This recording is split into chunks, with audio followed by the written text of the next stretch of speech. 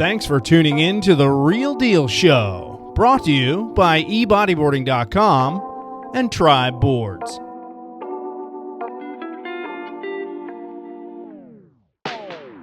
Yeah, so I mean, like you said, you're a beach rat from New Jersey, and all of a sudden you're traveling to exotic destinations around the world and commentating amongst the best riders in the sport. So, I mean, that must have been amazing. Any standout experiences that you had along those times? There are so many, countless moments and stories I could tell. You know, everything from cruising out to lunch with Mike Stewart and Tanner McDaniel at the Itaquachara Pro, or, you know, it's just, countless experiences. You're still a little starstruck by the whole thing. I try not to be starstruck when I meet people because I try and be as professional. To be cool. Try and keep it professional. Right. But, once you start running around in multiple contests and getting to know people, that professional barrier kind of comes down a little. Yeah. I mean, there were... another perfect example, I was working commentary at the Eureka Chilean Challenge, and on one of, the in-between moments, sitting down for coffee and pastels with Jacob Romero. Jacob's one of my favorite people to run around tour events with, whether it's in the U.S., I was at the U.S. Open of Bodyboarding when he got his first professional win, or, traveling internationally, just to be able to sit down and have a friendly conversation with people that you respect and admire, whether it's on a professional level or a friendly level, all of those moments are invaluable. Yeah, that's cool, man. I mean, it's... growing up on the East Coast, we both are from the East Coast, you just never even imagine yourself being in that scenario, amongst the world's best in any sport, much less your chosen sport. And now you're buddies with all these guys, and it's super cool. So the name Action, obviously there was a character played by Carl Weathers, Action Jackson, the movie. How did you get the Action moniker? Who gave that to you? Can't remember. Somewhere along the lines in high school, I started getting called Action Jackson. Okay. And probably about the time that movie was out. Yeah, maybe. Who knows? Well, figure I started bodyboarding in 88. 88 is when that Carl Weathers film came out. Okay. Sadly, I remember the movie very well. Carl Weathers, Craig T. Nelson, and Vanity. Yeah, Vanity. One of those one-name one of Prince's prodigies. That's right, like Apollonia and Sheila E. Right. But I don't know why my friends nicknamed me that. I guess it's because I was always jumping into things. You're active. The jump into things, whether it's all right, I'm gonna get up at the crack of dawn and ride my bike to the beach and be the one to give all my friends the surf report. Right. Or, hey, hurricane swell. I might be, in over my head, so to speak, but I'm going to paddle out anyway because I want to get barreled. Yeah, you had a motor on you. You wanted to go.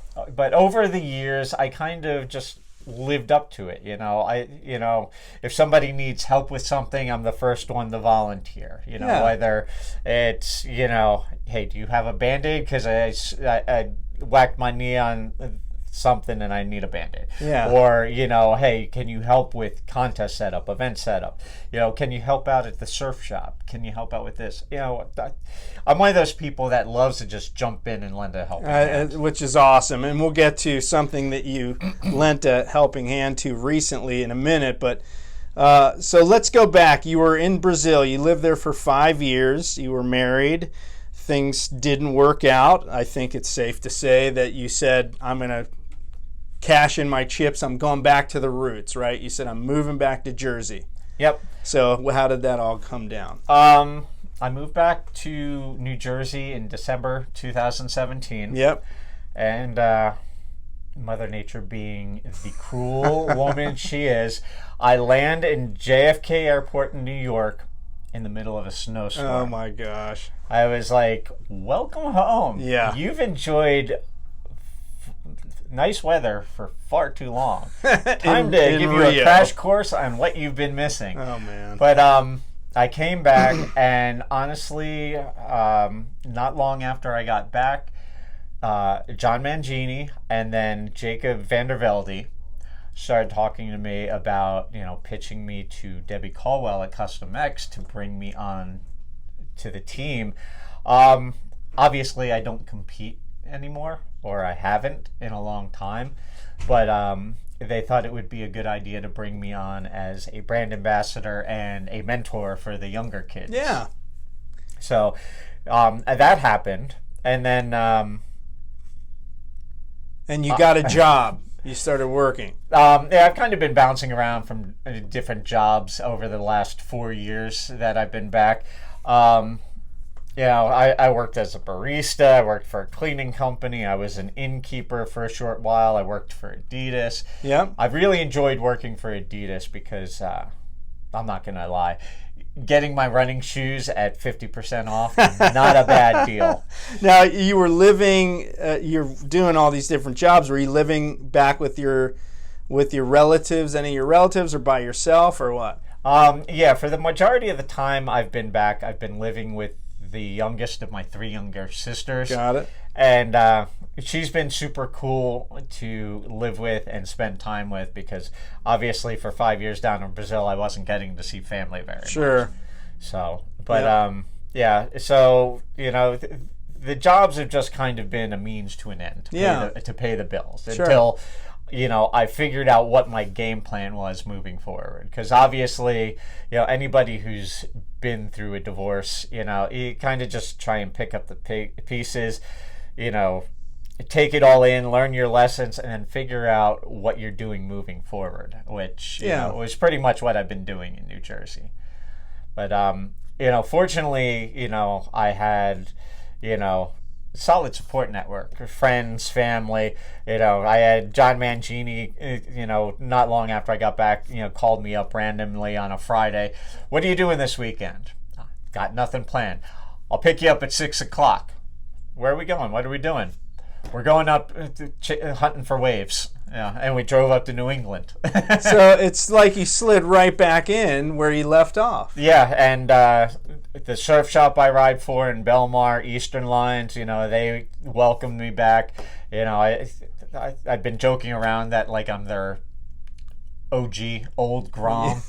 Yeah. So you hang around the shop and I'll hang out at the shop. If people talk have story. questions, talk story. If people have questions about bodyboards, I'll go answer their questions. I'll plug boards for people. It just kind of helping out at the shop.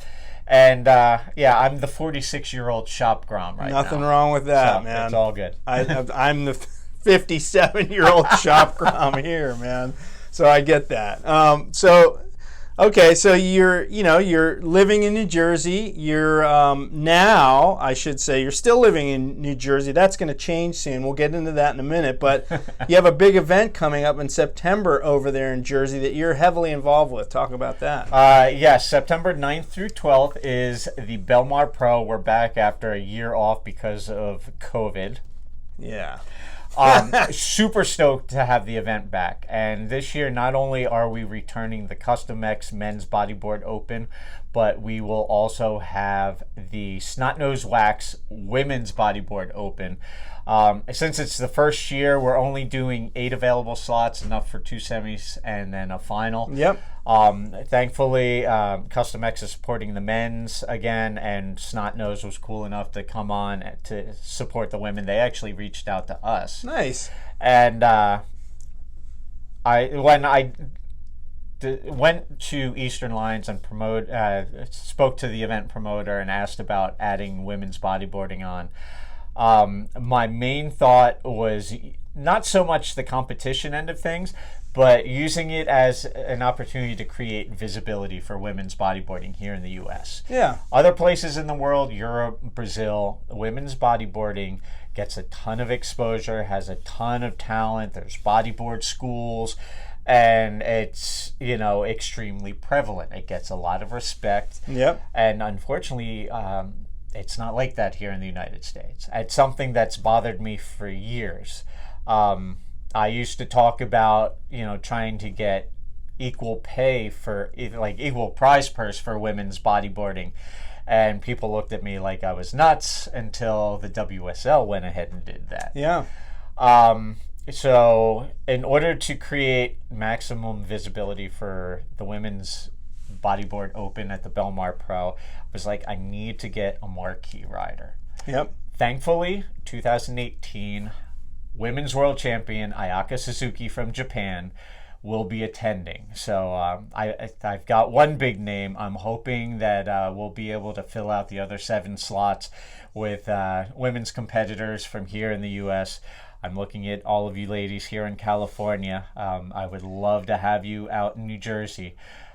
Is there money up for grabs in the women's? There will be a prize purse based on the number of entry fees. Got it. And on top of that, if we have enough people interested, we're going to try and put together a 2-hour session at the new Perfect Soil wave pool up in East Rutherford, New Jersey. Those of you who aren't familiar with East Rutherford, it's known as the Meadowlands. The new American Dream Mega Mall has a DreamWorks water park inside the mall, and inside that water park is a wave pool. I've actually ridden there a couple of times. It's like a fun little 2 to 4 foot wave. You can get A-frame peaks. There's multiple different settings. I like the A-frame just because you can ride the lefts or the rights. And I think you're talking 75 degree water temperatures, 85 and humid air temp inside the water park. And, I would love to be able to get, 14 riders to take up there for a 2-hour session in the wave pool on the side of the contest in Belmar. So, yeah. Well, that's fun. Little sidebar events to give people yet another incentive to go over there. In September, prime season for potential hurricane surf.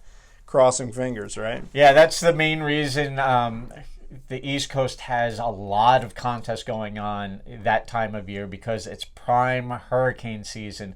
That's the window. If you're going to score really good surf for a contest, it's during that time of year. There's a reason why the Jenks Pro is usually the end of August, start of September every year for all of the years that ran, because that was hurricane season, and it pays off more times than not. Sure. Yeah, historically and statistically, that's a good time. The water's still warm. The summer crowds have departed, and the locals get the beaches back. So, all right, that's coming up in September. We'll have maybe a link on the YouTube channel at the bottom so you can enter that if you're interested.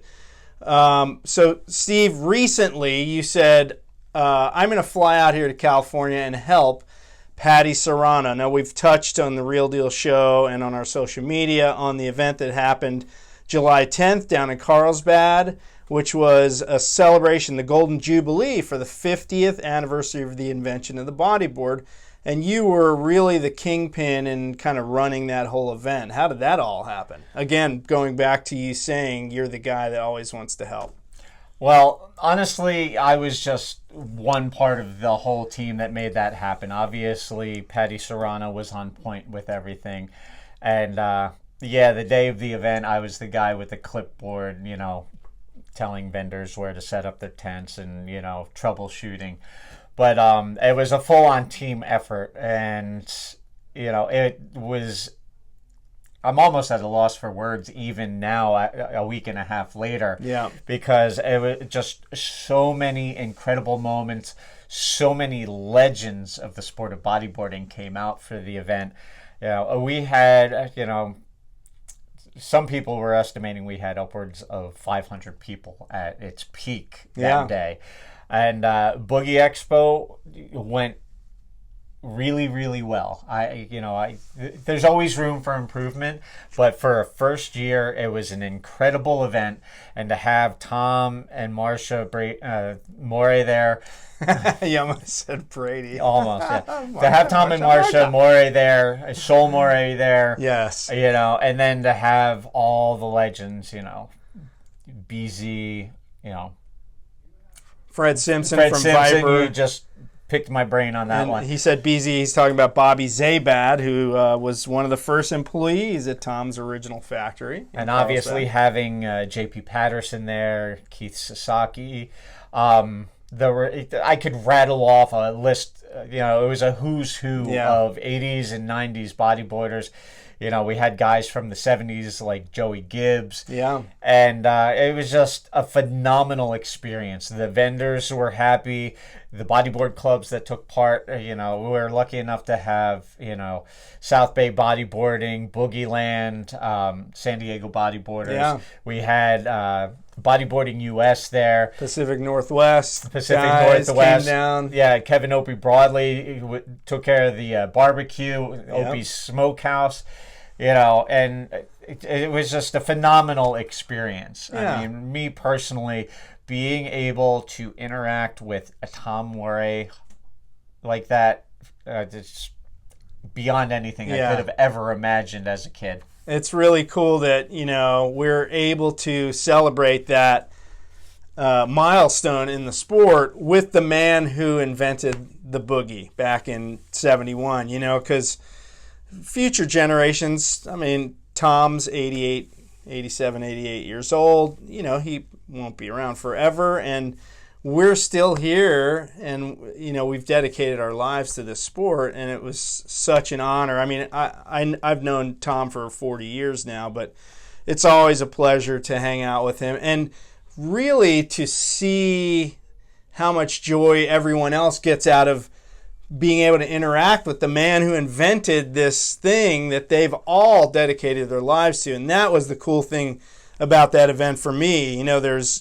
You said maybe 500 people. Who knows? I know it was in the hundreds. And every single person there was there to celebrate this thing that we've all, spent our entire lives doing. So that was an amazing event, and thank you for your contribution. And if I could take a moment, I'd like to say thank you to the Global Boogie Board group for our teamwork really came together with that event. The Global Boogie Board group was Patty Serrano, Matt Kitchen, Tyrone Perez, TMPD Services. He'll be taking over the social media for Boogie 50 Years on Instagram and Facebook. Also Washington Teixeira in Hawaii. Sol Moray was involved. J.P. Patterson was actively involved. Kevin Opie Broadley, who we mentioned previously, he was involved. Honestly, Matt Kitchen and Kevin Broadley were the ones that brought in the vendors, all of the tents that we had at the event. Those guys, they're the ones that really made it happen. I was just playing, the director the day of the event, but it was really a complete team effort, and those guys especially. Well, it took a village, and really Patty, she started this whole thing way back in like September, October of 2020, in the midst of the pandemic. She would do these weekly, meetings online to organize all this, and I met Patty in 1980 when she came to Ocean City, and she was always a doer, and she really felt that almost want to say an obligation to give back to Tom for all that he gave her and the rest of us. So my hat off, my hair's gone, but my hat off. I don't have a hat, but if I had one, it would be off to you, Patty Serrano. All right, moving on. Let's wrap this up by talking about what's going on now with you, Steve Action Jackson.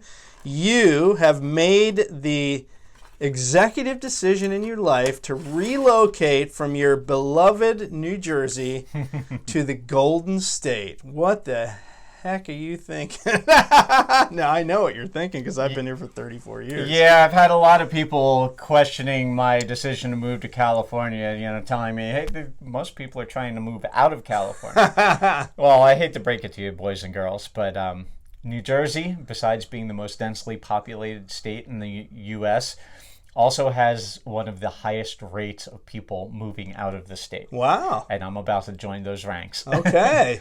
I've been here in Southern California for about 3 weeks now. I'm leaving and heading back to New Jersey in by the end of next week. Yep. But I'll be back in New Jersey for 6 weeks. Then I'm packing up my car and driving back out this way. I'll be living in San Diego. What's the impetus behind this? Did you just want to just wipe the slate clean, start over, or are you trying to escape the cold, or all of the above? Pretty much all of the above. It's time to turn the page, move on to the next chapter. Yeah. And, there's stuff going on out here that I'm looking forward to being in the middle of. Yeah. I think it's safe to say what I'm about to tell you guys. Yeah. But besides me coming out here and looking to work at the Custom X factory, this fall, the newly formed California Bodyboarding Alliance will be running 3 events in California as a lead-in to a 2022 state tour. Now, you heard it here. Did we hear it here first, or did you say this on Manny's show already? No, this is really the first it's fully been mentioned. I mean, there's been a couple of teasers on social media. Yes, but I've heard a couple things. Yep. I think it's safe to say the events are being worked on. We're just waiting for permits to be finalized. I'm not going to reveal the possible locations until we have those permits and can confirm 100%. Right. But there will be 3 events in California this fall.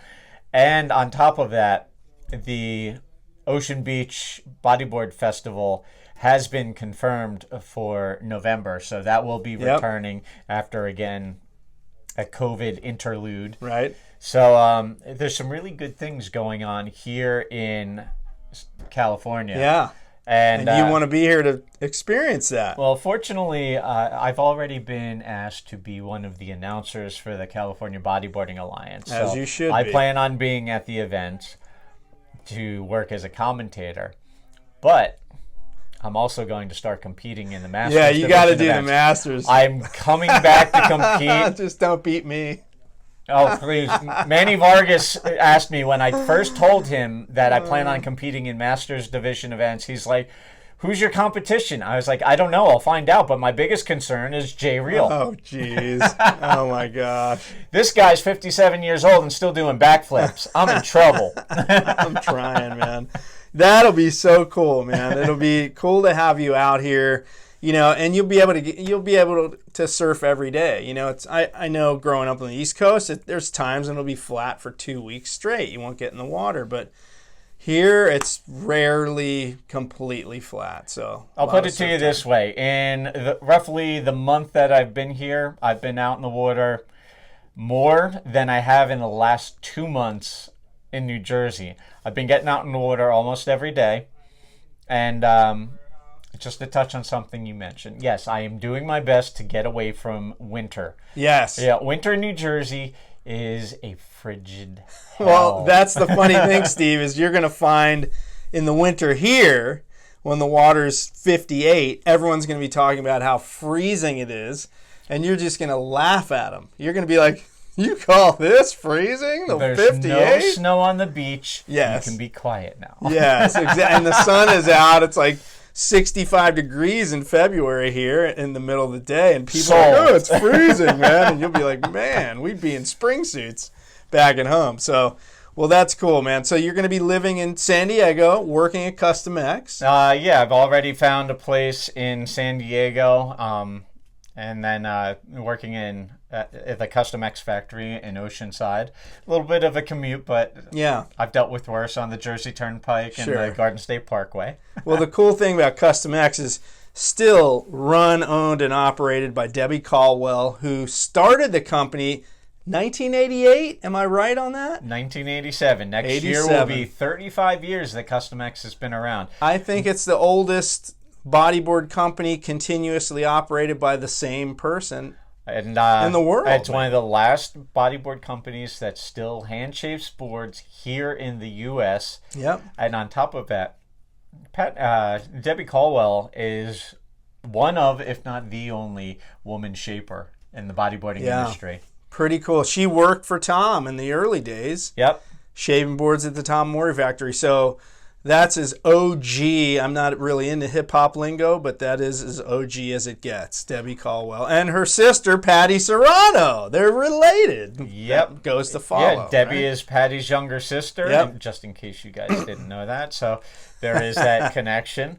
Also, while we're talking about Custom X and me working there, I have to extend my sincerest gratitude to Debbie for allowing me to work in the factory, and to PMA Anaya, our master shaper, for having the patience to show me the ropes and teach me what I need to learn. I'm obviously not shaping boards yet, but I'm doing fabrication work to help get them set up for shaping boards each day.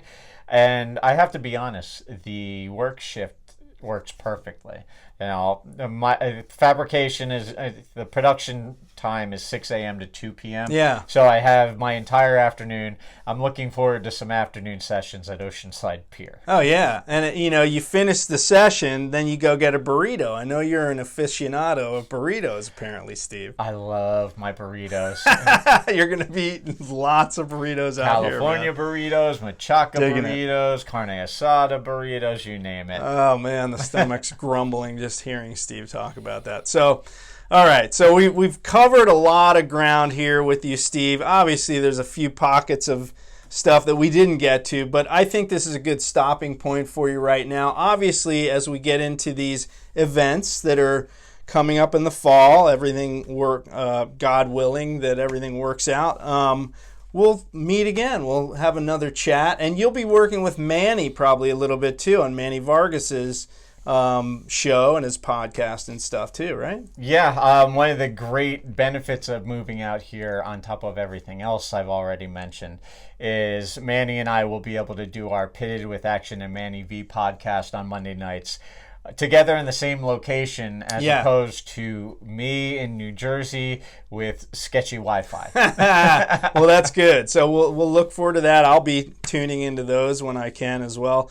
Steve, it's always a pleasure, man. It's always a pleasure to talk to you and see you again. We've known each other for many years and have a fellow East Coast dedicated bodyboarder move out here.